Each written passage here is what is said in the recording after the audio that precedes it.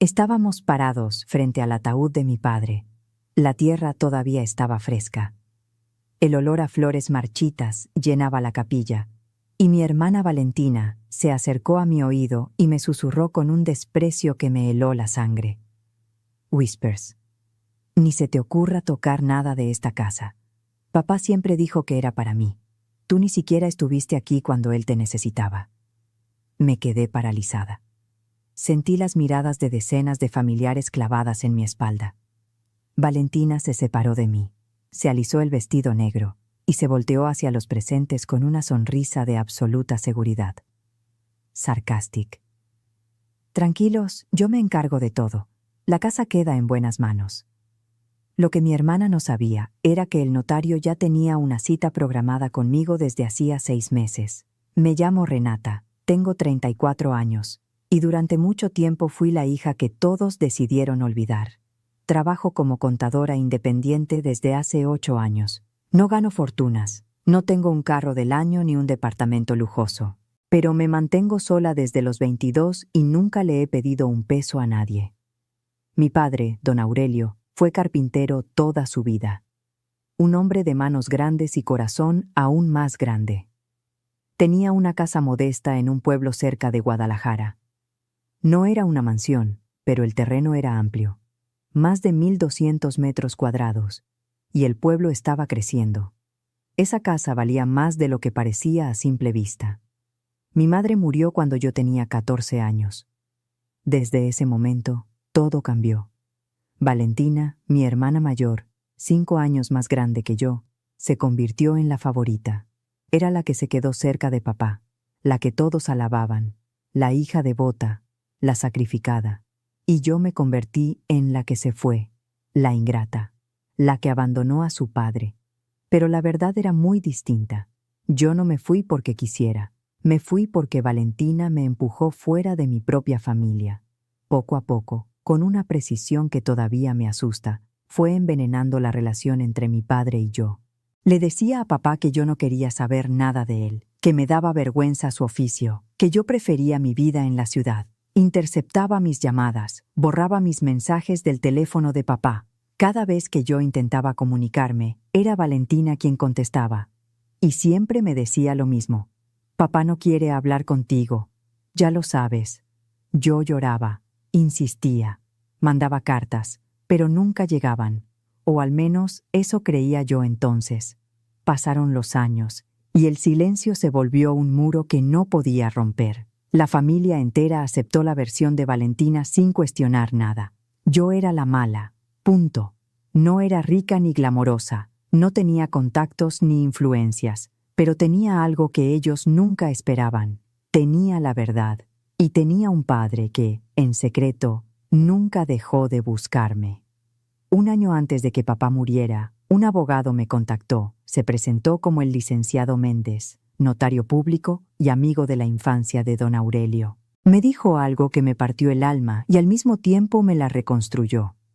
Me dijo que mi padre lo había contratado para encontrarme, que papá llevaba años preguntándose por qué su hija menor había desaparecido de su vida, que nunca entendió por qué me fui. Ese día lloré como no había llorado en 10 años. Y ese mismo mes, en secreto, sin que Valentina lo supiera, mi padre y yo nos reencontramos. Si alguna vez alguien manipuló a tu familia en tu contra, si te hicieron parecer la mala del cuento cuando tú solo querías estar cerca, entonces esta historia es para ti. Sé lo que se siente que te arranquen de las personas que amas con mentiras que no puedes desmentir. Suscríbete a este canal si te identificas. Cuéntame en los comentarios si has vivido algo así. Te prometo que leo cada mensaje. Y si quieres que más personas escuchen historias como esta, dale clic al botón de hype o al like. Vamos juntos. El funeral de papá fue un martes de noviembre. El cielo estaba gris y el aire olía a tierra mojada. Parecía que hasta el clima sabía que algo triste estaba pasando. El pueblo entero se presentó. Don Aurelio era querido por todos. Había hecho muebles para casi cada casa del pueblo. Puertas, mesas, sillas, libreros. Sus manos habían tocado la vida de cientos de personas. Valentina llegó temprano. Se puso al frente de todo. Organizó el servicio, eligió las flores, decidió quién hablaba y quién no. Se movía entre los asistentes con la autoridad de alguien que ya se sentía dueña de todo. Yo llegué sola, vestida sencilla, un vestido negro que compré en el mercado porque no tenía tiempo de buscar otra cosa. No traía maquillaje, no traía joyas, solo traía el corazón roto y una carta doblada en el bolsillo, la última que le escribí a papá y que esta vez sí iba a llegar a sus manos. Cuando Valentina me vio entrar a la capilla, su rostro cambió. La sonrisa de anfitriona desapareció por un segundo, solo un segundo, pero yo lo vi. Luego recuperó la compostura y habló lo suficientemente fuerte para que todos escucharan. «Ah, mira quién decidió aparecer. ¿Ahora sí te importa, papá?» No respondí. No tenía fuerzas para pelear en ese momento. Me acerqué al ataúd, coloqué mi carta sobre el pecho de papá y lloré en silencio. Podía sentir cómo me temblaban las rodillas. El olor a madera de pino del ataúd me recordó al taller de papá, y eso me hizo llorar aún más fuerte. Los tíos y primos rodearon a Valentina como si ella fuera la única persona que había perdido algo. La abrazaban, le decían que fuera fuerte, que papá estaría orgulloso de ella. A mí apenas me miraron. Mi tía Consuelo, la hermana de papá, se acercó con una expresión que estaba entre la lástima y el reproche. «Qué bueno que viniste, aunque sea tarde. Tu papá sufrió mucho tu ausencia». Apreté los labios. Quería gritar que yo también sufrí, que cada día de esos 10 años fue una tortura, pero no dije nada. Todavía no era el momento. Después del entierro, la familia se reunió en la casa de papá. Esa casa de paredes blancas con un jardín enorme lleno de árboles de limón que él mismo había plantado. Valentina se paró en medio de la sala, como si estuviera dando un discurso presidencial. Papá siempre me dijo que esta casa era para mí. Yo lo cuidé, yo me quedé. No hay nada que discutir. Los presentes asintieron. Algunos murmuraron que era lo justo. Mi primo Eduardo, el único que siempre me saludaba con algo de cariño, levantó la mano tímidamente. ¿Y Renata no tiene derecho a nada? Valentina lo miró como si hubiera dicho una grosería. ¿Derecho? ¿Por qué?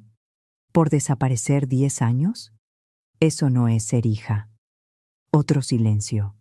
Todos me miraron esperando que bajara la cabeza, esperando que aceptara mi papel de oveja perdida y me fuera sin hacer ruido. Pero esta vez no. Levanté la vista, miré directamente a mi hermana, y con una voz más tranquila de lo que yo misma esperaba, dije algo que cambió todo. «Valentina, hay una cita con el notario mañana a las 10. Papá dejó testamento». El silencio que cayó sobre esa sala fue tan pesado que podías escuchar el reloj de la pared marcando cada segundo. Valentina palideció. Sus labios temblaron antes de que pudiera formar una palabra. «¿De qué hablas? Papá nunca hizo testamento». «Sí lo hizo, hace 11 meses, con el licenciado Méndez». Valentina estalló. Su cara se puso roja. Sus ojos se llenaron de algo que no era tristeza, era furia pura. «Eso es mentira. Estás inventando cosas para quitarme lo que es mío». Los familiares comenzaron a murmurar entre ellos. Las miradas iban de Valentina a mí y de mí a Valentina como en un partido de tenis. Yo no grité, no lloré. Solo recogí mi bolso, caminé hacia la puerta, y antes de salir me volteé una última vez. «Mañana a las 10. Ahí nos vemos». Esa noche, mi teléfono no dejó de sonar. Valentina activó su maquinaria de guerra en el momento en que yo salí de esa casa. Llamó a cada tío, a cada primo, a cada persona que tuviera un parentesco con nosotros por lejano que fuera. Les dijo que yo estaba mintiendo, que seguramente había manipulado a papá en sus últimos meses cuando estaba enfermo y vulnerable, que yo quería robar la casa que ella había cuidado durante una década. A las 9 de la noche sonó mi teléfono. Era la tía Consuelo. Su voz sonaba preocupada, pero también tenía ese tono de regaño que siempre usaba conmigo desde que era niña. «Mija, no hagas esto. No ensucies la memoria de tu padre. Valentina lo cuidó durante años, le dio de comer, lo llevó al doctor. Ella merece esa casa». Intenté explicarle. Le dije que las cosas no eran como Valentina las contaba, que había una verdad que nadie se había molestado en buscar. Pero la tía Consuelo me interrumpió. Ya, Renata, no busques problemas. Acepta las cosas como son y sigue con tu vida. Colgó antes de que yo pudiera decir nada más. 10 minutos después llegó un mensaje de texto de mi primo Javier. El tono era directo y amenazante. Si apareces mañana en el notario, te vas a arrepentir. Toda la familia está con Valentina. Leí ese mensaje 3 veces. Cada vez dolía más. No por la amenaza, sino porque esas eran personas que yo quise toda mi vida. Personas que nunca preguntaron mi versión de nada. Cerré el teléfono y me senté en la orilla de la cama del hotel donde me estaba quedando. Respiré hondo. No iba a dejar que el miedo me quitara lo que papá había preparado. Mientras yo intentaba dormir, Valentina no perdía el tiempo. A primera hora de la mañana siguiente contactó al licenciado Paredes, un abogado del pueblo que le debía favores a la familia. Un hombre de traje barato y moral aún más barata. Paredes agarró el teléfono y llamó directamente al licenciado Méndez. Intentó presionarlo. Le sugirió que revisara el testamento. Le insinuó que tal vez don Aurelio no estaba en sus facultades mentales cuando lo firmó, que quizás había que declararlo inválido por el bien de la familia. Méndez, con la calma de un hombre que ha visto todo en 67 años de vida, le respondió sin levantar la voz.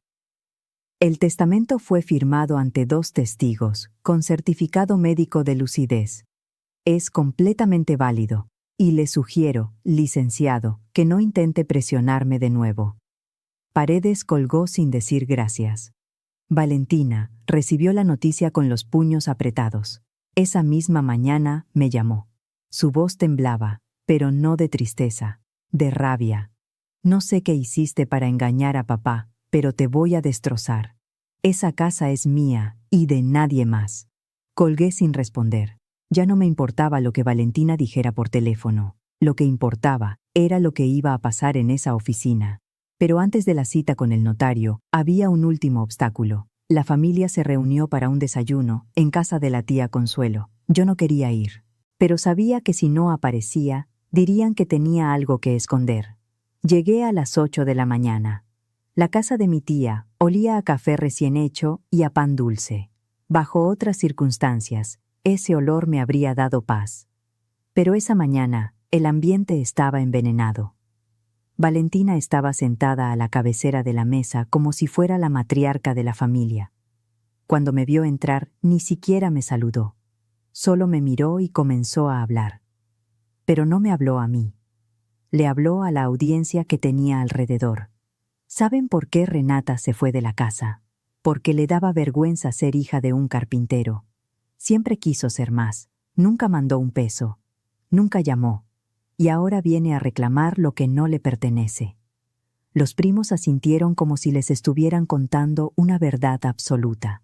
Algunos me miraron con desprecio abierto. Mi tío Roberto, un hombre de bigote grueso y opiniones más gruesas todavía, dejó su taza de café sobre la mesa con un golpe seco. Renata, si tienes un poco de dignidad, no vayas con el notario. Déjale a tu hermana lo que le corresponde. Sentí que el piso se movía bajo mis pies. Mis ojos se llenaron de lágrimas, pero mi voz no tembló cuando respondí. Yo voy a ir, porque papá así lo quiso. Valentina soltó una risa que sonó como un cuchillo raspando un plato. ¿Papá? Papá ni te quería ver. Yo fui quien estuvo a su lado cada día. Apreté los puños bajo la mesa tan fuerte que sentí mis uñas clavarse en las palmas de las manos. Quería hablar, quería gritarles la verdad a todos en ese momento, pero me contuve. Porque sabía que la verdad no iba a salir de mi boca, iba a salir de los documentos que llevaba en mi bolso. Me levanté de la mesa sin decir una palabra más. Caminé hacia la puerta con las piernas temblando pero la espalda recta. Nadie me detuvo, nadie me siguió. Lo que ninguno de ellos sabía es que durante ese último año, cuando mi padre y yo nos reencontramos en secreto, él me contó todo. Todo lo que Valentina había hecho. Y no eran solo las mentiras que nos separaron, era mucho peor. Valentina había estado sacando dinero de la cuenta de papá durante años. Usaba un poder notarial que él firmó sin saber lo que realmente era. Ella le dijo que eran trámites del seguro médico, papeles rutinarios. Pero con ese poder Valentina retiró más de 847,000 pesos en un periodo de 3 años. Y eso no fue todo. Papá tenía un terreno en una localidad llamada La Cañada. Un terreno pequeño que le había dejado mi abuelo. Valentina vendió ese terreno sin el consentimiento de papá. Falsificó documentos. Se quedó con cada centavo.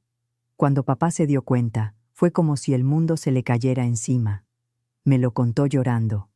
Me dijo que al principio no quería creerlo, que se negaba a aceptar que su propia hija, la que él defendió siempre, la que él creyó leal, le hubiera hecho algo así. Pero las pruebas eran imposibles de ignorar. Estados de cuenta bancarios con retiros que él nunca autorizó, la escritura del terreno vendido con una firma que no era la suya, declaraciones de vecinos que vieron a Valentina llevarse muebles y objetos de valor de la casa para venderlos en la ciudad. Papá, con ayuda del licenciado Méndez, reunió cada documento, cada prueba, cada recibo, y los puso dentro de un sobre sellado que se guardaría junto con el testamento. También incluyó una carta personal dirigida a Valentina. Yo leí esa carta, y cada palabra me partió el corazón, porque no era una carta de odio, era una carta de un padre destrozado que todavía amaba a su hija, a pesar de lo que ella le había hecho. Valentina creía que tenía todo bajo control. Creía que papá nunca se dio cuenta de los retiros, ni del terreno, ni de las mentiras. Creía que yo seguía siendo la hermana tonta que se fue sin pelear y que nunca iba a regresar. Lo que no sabía era que papá pasó su último año asegurándose de que la verdad saliera a la luz. Y yo tenía cada prueba en mis manos. Las llevaba en un folder café dentro de mi bolso. Las sentía pesar como si fueran de plomo. Pero ese peso no era una carga, era justicia. El licenciado Méndez se convirtió en mi roca durante ese proceso. Tenía 67 años, el cabello completamente blanco y unos lentes gruesos que siempre se le resbalaban por la nariz. Pero detrás de esa apariencia de abuelo tranquilo, había un hombre con una convicción de acero. Había sido amigo de mi padre desde que eran niños. Crecieron juntos en el mismo pueblo, jugaron en las mismas calles, y cuando Méndez se hizo notario, papá fue el primero en felicitarlo. Méndez me contó que durante años intentó advertirle a mi padre sobre Valentina. Había visto señales, gastos que no cuadraban, documentos que Valentina le traía a firmar con demasiada prisa. Pero papá no quería escuchar. No quería creer que su hija mayor fuera capaz de algo así. Hasta que vio los números en las cuentas bancarias. Hasta que un vecino le dijo que Valentina había vendido sus muebles del taller en un mercado de la ciudad. Entonces papá llamó a Méndez y le dijo con la voz quebrada que necesitaba hacer un testamento y que necesitaba encontrar a Renata. La noche antes de la lectura, Méndez me llamó al hotel. El sonido del teléfono rompió el silencio de la habitación como un disparo. «Mija, mañana va a ser difícil. Tu hermana va a gritar, va a amenazar, va a llorar, va a intentar todo. Pero tu papá me hizo prometer que esto se haría bien. ¿Estás lista?» Tragué saliva. Miré el folder café sobre la mesita de noche. Estoy lista. Se lo debo a él. Méndez hizo una pausa. Cuando volvió a hablar, su voz era más suave. No solo a él, mija. Te lo debes a ti misma. Esa noche casi no dormí. Me quedé mirando el techo, escuchando el zumbido del aire acondicionado viejo del hotel, pensando en papá, en sus manos llenas de callos, en su risa, en los 10 años que me robaron. A las 9 de la mañana llegué a la notaría. Me puse una blusa blanca y un pantalón negro. Nada lujoso, nada pretencioso. Solo yo. Valentina llegó 15 minutos después, pero no llegó sola. Venía con su abogado Paredes, con la tía Consuelo y con 2 primos. Parecía que venía a una batalla. Y en cierto modo, así era. Entró con pasos firmes y una sonrisa de suficiencia que me revolvió el estómago. Estaba convencida de que, si había testamento, la iba a favorecer a ella, porque en su cabeza, ella siempre fue la hija que lo merecía todo. Mientras pasaba a mi lado, escuché que le susurró a Paredes con la seguridad de alguien que se cree intocable. Si el testamento dice algo raro, lo impugnamos. Papá estaba viejo y confundido. Fácil. Se sentó en el centro de la sala como si esa silla fuera un trono. Yo me senté en una esquina, en silencio. con el folder en mi regazo. La oficina olía a libros viejos y a café del que Méndez siempre tenía en su escritorio. Las paredes estaban cubiertas de diplomas y certificados. Un ventilador de techo giraba con un chirrido suave que marcaba el ritmo de la espera. Méndez entró con paso lento y seguro. Saludó a todos con cortesía.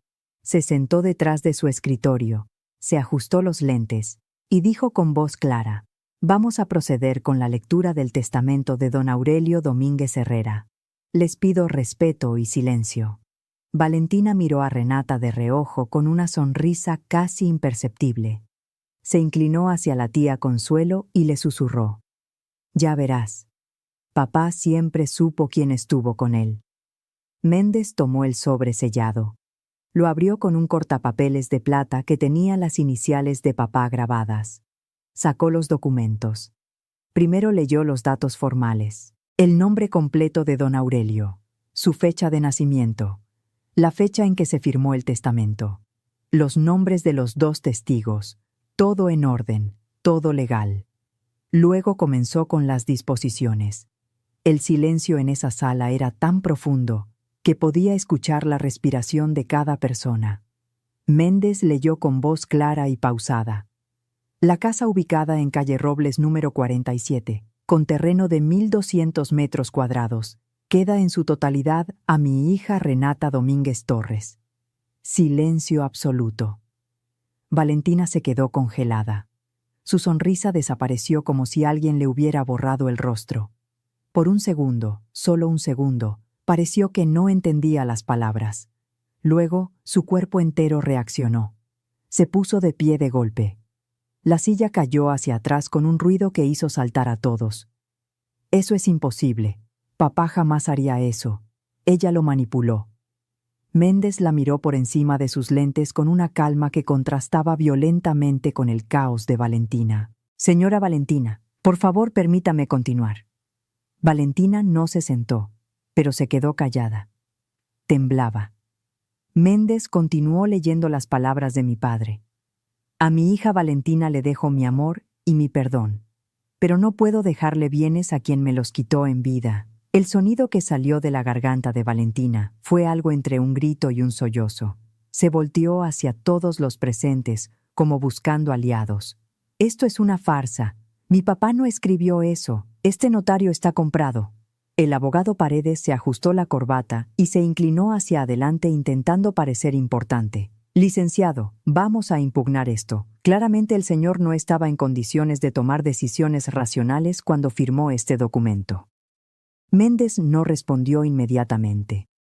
En vez de eso, con movimientos lentos y deliberados, abrió un segundo sobre que estaba guardado en una caja fuerte detrás de su escritorio.